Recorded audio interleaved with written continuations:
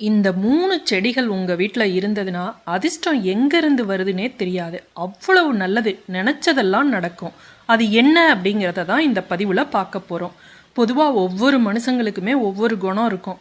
அதே மாதிரி தாங்க இந்த பிரபஞ்சத்துல இருக்கிற ஒவ்வொரு பொருளுக்கும் ஒவ்வொரு விதமான அதிர்வலைகளை உண்டாக்கக்கூடிய தன்மை இருக்கும். அந்த வகையில இந்த தாவரங்களும் பார்த்தீங்கன்னா ஒரு விதமான அதிர்வலைகளை உண்டாக்கும். ஒரு சில செடிகள் அளவுக்கு அதிகமான நேர்மறை ஆற்றலை வெளியிடும். அது மாதிரி நேர்மறை சக்தியை அதிகமாக வெளியிடக்கூடிய செடிகள் தான் இந்த 3 செடிகள். இந்த 3 செடிகள் உங்கள் வீட்டில் இருந்ததுன்னா அதிர்ஷ்டம் உங்களுக்கு அளவிட முடியாத அளவில் வரும். அது என்ன அப்படிங்கிறத இந்த பதிவில் நம்ம பார்க்கலாம். நம்ம வீடுகளில் நல்ல நேர்மறையான சக்தி பெருகணும் அப்படின்னா சில பொருட்களை எந்த இடத்துல வைக்கணுமோ அந்த இடத்துல தான் நம்ம வைக்கணும். அதே போல சில தாவரங்களை எந்த இடத்துல வளர்க்கணும் அப்படின்னு வாஸ்து சாஸ்திரத்துல சொல்லியிருக்காங்க. நம்ம வீடுகள்லாம் மணி பிளான்ட் வராண்டாவில் பால்கனிலலாம் வளர்ப்போம். அது வீட்டில் செல்வமும் அதிர்ஷ்டமும் அதிகரிக்கும் அப்படிங்கிற நம்பிக்கையில தான் நம்ம அதை வளர்க்குறோம். ஆனால் வைக்கக்கூடாத திசையிலலாம் நம்ம வச்சு வளர்க்குறோம். மணி பிளான்ட் தாவரம் அப்படிங்கிறது அறிவியல் ரீதியாக பார்த்தீங்கன்னாலும் காற்றில் இருக்கக்கூடிய மாசுக்கள் எல்லாம் அகற்றி நம்ம வச்சிருக்க இடத்த நம்ம வீட்டை தூய்மைப்படுத்துது. அது வாஸ்துப்படி சரியான திசையில இருந்தாதான் அது நல்லது. மணி பிளான்ட்டை தவறான திசையில வச்சிங்க அப்படின்னா குடும்பத்துக்குள்ள குழப்பத்தையும் எதிர்மறையான தீய சக்திகளையும் ஏற்படுத்திடும் அப்படின்னு வாஸ்து சாஸ்திரத்துல சொல்லியிருக்காங்க. வாஸ்து சாஸ்திரம் படி மணி பிளான்ட்டை வடகிழக்கு திசையில வைக்கவே கூடாது. ஏன்னா வடகிழக்கு திசை என்பது இந்த மணி பிளான்ட்டுக்கு எதிர்மறையான திசையாக சொல்லப்படுது. ஆகவே வடகிழக்கு திசையில மணி பிளான்ட்டை வச்சா நெருப்புல அமர்வதற்கு சமமாகிடும் அப்படின்னு வாஸ்து சாஸ்திரத்துல சொல்லியிருக்காங்க. மணி பிளான்ட்டை சரியான திசையில வச்சா மட்டும்தான் அது பணத்தை மட்டும் இல்லை நல்ல உறவுகளையும் நமக்கு ஏற்படுத்தி கொடுக்குமா. மணி பிளான்ட்டை கிழக்கு மற்றும் மேற்கு திசைகளில் வச்சோம்னாலும் கணவன் மனைவிக்கிடையே உறவுலாம் சிக்கலாகி நிறைய பிரச்சனைகள் ஏற்படும் அப்படின்னு சொல்லியிருக்காங்க.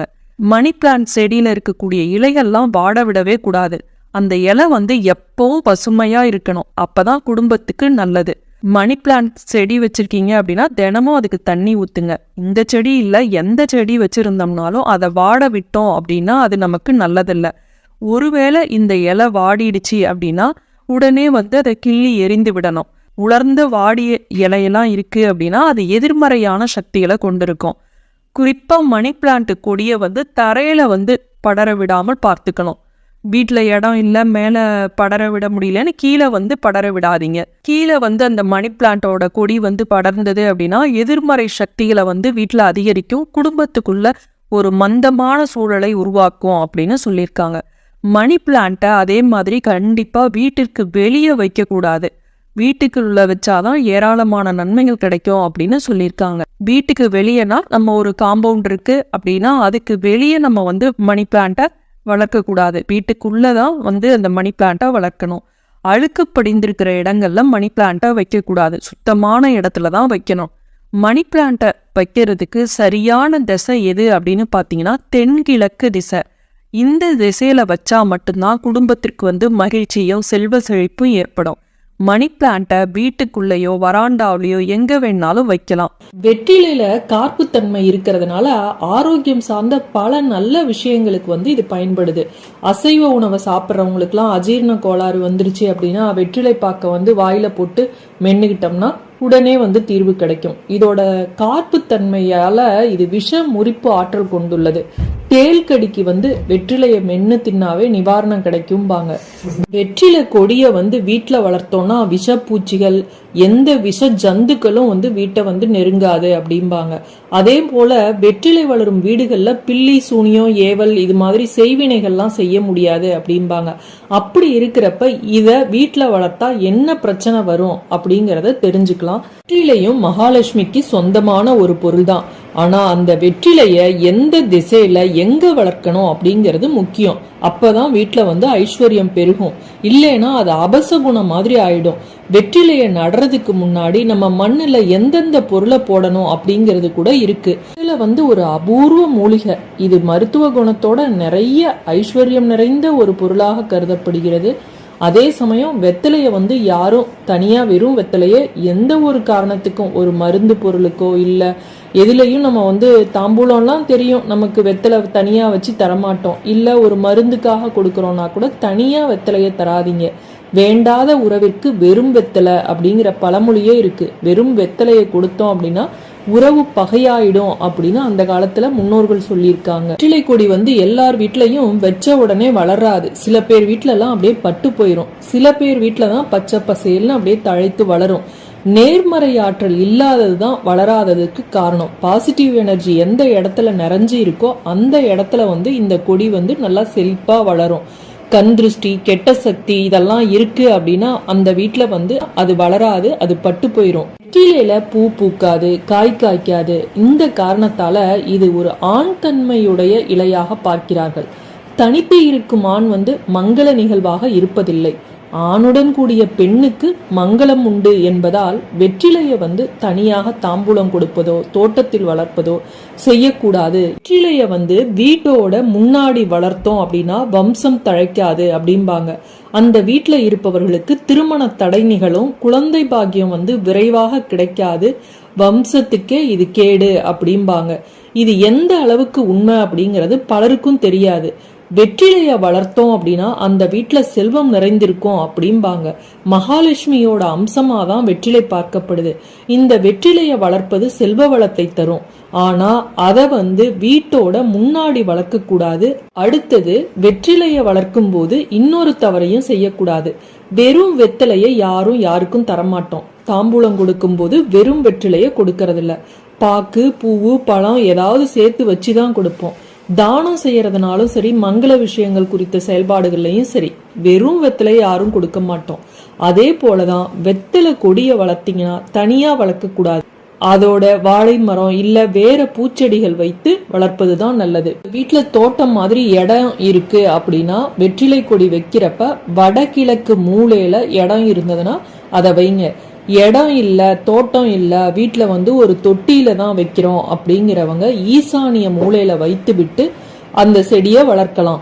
இல்ல எனக்கு அங்கேயும் இடம் இல்ல அப்படின்னா வடக்கு, கிழக்கு, மேற்கு இந்த 3 திசைகள்ல ஏதாவது ஒரு திசையில வெற்றிலை கொடியை நட்டு வளர்த்து வாருங்கள்.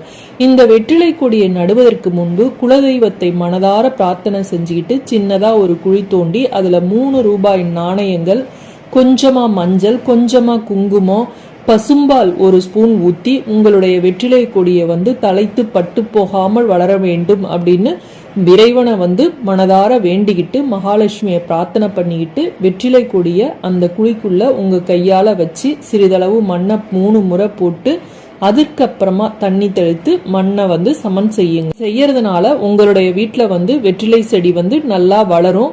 வெற்றிலை செடி வளர வளர ஐஸ்வர்யம் வந்து வீட்டுல பெருகும். ஆகவே வீட்டிற்கு முன் இந்த வெற்றிலை கொடியை வளர்ப்பதை விட மற்ற செடி கொடிகளோடு வீட்டிற்கு பின்னால் வளர்ப்பது சகல சௌபாகியங்களையும் அள்ளித்தரும். இடவசதி இல்லைங்கிறவங்க வீட்டோட 2 புறங்களிலும் சைட்ல இடம் இருந்தது அப்படின்னா அந்த இடத்துல வளர்க்கலாம். இந்த மருதாணி செடி கண்ணாடி எப்படி நம்மளை பிரதிபலிக்குது, அது மாதிரி மருதாணியும் நம்மளை வந்து பிரதிபலித்து காட்டும் தன்மை உடையதான். கடவுள்கிட்ட நம்மளை பத்தி மருதாணி வந்து பிரதிபலித்து காட்டும் தன்மை உடையது அப்படின்னு சொல்லியிருக்காங்க. மருதாணிய அரசாணி அப்படின்னு சொல்லுவாங்க. மருதாணி செடிக்கு பணத்தை வாரி வழங்கும் ஆற்றல் கொண்டது. அந்த செடியை நம்ம எப்படி வழிபடுறோம், அதை எப்படி வச்சிருக்கிறோம் அப்படிங்கிறத பொறுத்து தான் அது இருக்கு.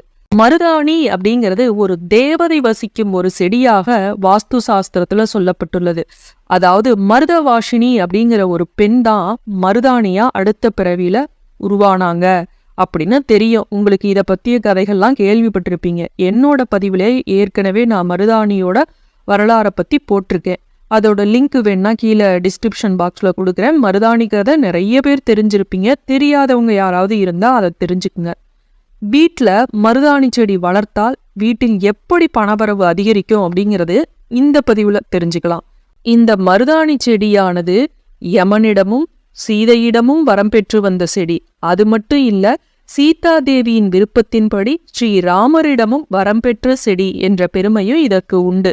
அன்னை சீதாதேவி வந்து வனவாசம் இருந்தப்ப அன்னையோட கஷ்டத்தை, நஷ்டத்தை, துக்கத்தை, அழுகைய அனைத்தையும் பொறுமையா கேட்டுக்கொண்டிருந்த செடி அப்படிங்கிற பெருமையும் இந்த மருதாணி செடிக்கு இருக்கு. இதன் காரணமாக தான் ஸ்ரீராமர் மருதாணி செடிக்கு வரத்தை அளித்தார் அப்படின்னு புராணங்கள் சொல்லுது. அந்த வரம் என்ன அப்படின்னா, மருதாணி இலைய அரைத்து கையில் வைத்து கொள்ளும் பெண்கள் அவர்கள் வாழ்க்கையில் எவ்வித கஷ்டமும் வராது என்று வரமளித்தார். இத்தகைய மருதாணி செடியில் மகாலட்சுமி எப்போதும் நிரந்தரமாக வாசம் செய்வாள் என்ற வரமும் இந்த மருதாணி செடிக்கு கிடைத்ததாக சாஸ்திரங்கள்ல கூறப்பட்டுள்ளது. இவ்வளவு மகிமையுடைய இந்த மருதாணி செடியை நம்ம எப்படி வச்சிருக்கணும், முறைப்படி வச்சிருந்தாதான் அந்த வீட்டில் மகாலட்சுமி குடியிருப்பாள்.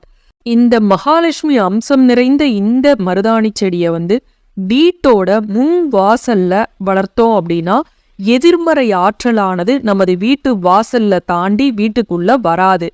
எதிர்மறை ஆற்றலை வீட்டு வாசல்லையே தடுத்து நிறுத்தும் தெய்வீக சக்தி உடையது இந்த மருதாணி. அதே போன்று மருதாணி இலைகளை கையில அரைச்சி வைக்கிறதுனால பெண்களை எந்த ஒரு தீய சக்தியும் துர்சக்தியும் அண்டாது அப்படிங்கிறது உண்மை. அதனாலதான் நார்த் சைடும் பாருங்க, அந்த திருமணத்துக்கு முன்னாடி மெகந்தி விழான்னு ஒரு பெரிய விழாவாவே நடத்துவாங்க. இன்றும் மணப்பெண்ணுக்கு கையில அந்த மருதாணியை வைக்கிறது நம்ம வழக்கத்திலையும் இருக்கு. கண் திருஷ்டி, ஏவல், பில்லி, சூனியம் இதுல இருந்தெல்லாம் விலகணும் அப்படின்னா நிறைய மூலிகைகள் எல்லாம் போட்டு சாம்பிராணி நம்ம காட்டுவோம். அந்த மூலிகைகள்லாம் நமக்கு கிடைக்காட்டி கூட பரவாயில்ல, இந்த மருதாணி விதை இருக்கு இல்லையா, இது அவ்வளவு சக்தி உடையது. இந்த மருதாணி விதைகள் கிடைச்சது அப்படின்னா அதை நல்லா காய வச்சுக்குங்க. அதை இந்த சாம்பிராணி போடும்போது அதில் போட்டு வெள்ளி செவ்வாழை காட்டுனீங்க அப்படின்னா எந்த கண் திருஷ்டியாலும் உங்க வீட்டுக்கு எந்த பாதிப்பும் வராது. இந்த மருதாணி விதை, இந்த பூவு இதெல்லாம் காய வச்சு ஒரு பாக்கெட்ல போட்டு இல்ல ஒரு துணியில முடிஞ்சு வச்சு நம்ம தலைவாணிக்கு அடியில வச்சுக்கணும். பாக்கெட்ல போட்டிங்கன்னா அந்த பாக்கெட்ல சின்ன சின்ன ஹோல் மாதிரி லைட்டா போட்டிங்கன்னா தான் அந்த வாசம் வரும். இல்ல ஒரு சின்ன காட்டன் துணியில கட்டி தலைவாணிக்கு அடியில வச்சிங்க அப்படின்னா நல்ல தூக்கம் வரும் என்று சொல்லப்பட்டுள்ளது. மருதாணி செடியை துளசி செடியை எப்படி பூஜிக்கிறோம் அதே போல மருதாணி செடியையும் நம்ம பூஜிக்கணும். ஒரு விளக்குல நல்லெண்ணெய் விட்டு பஞ்சு திரி போட்டு தினமும் மகாலட்சுமிக்கு உகந்த நாளான செவ்வாய் வெள்ளிக்கிழமைகள்ல அந்த துளசி செடி பக்கத்திலேயே நீங்க இந்த மருதாணி செடியை வச்சாலும் சரி, விளக்கேத்தி வழிபட்டு வரணும். இந்த மருதாணியில் வாசம் செய்யும் மகாலட்சுமி உங்க வீட்டுல இருக்கக்கூடிய எதிர்மறை துர்சக்திகளை அணுக விடாமல் காப்பதோடு வீட்டுக்கு ஐஸ்வர்யத்தையும் பணத்தையும் அள்ளி தந்து உங்க வீட்டுல பணமழையை பொழிய வைப்பாள் என்பது ஐதீகம். இந்த மருதாணி செடி இருந்தது அப்படின்னா அந்த செடி காய விடாம தினமும் தண்ணி ஊத்துங்க. இந்த வாஸ்து தோஷத்தை போக்குகின்ற இந்த மருதாணி செடிய எந்த இடத்துல வேணாலும் வளர்க்கலாம் அப்படின்னு வாஸ்து சாஸ்திரத்துல சொல்லப்பட்டுள்ளது.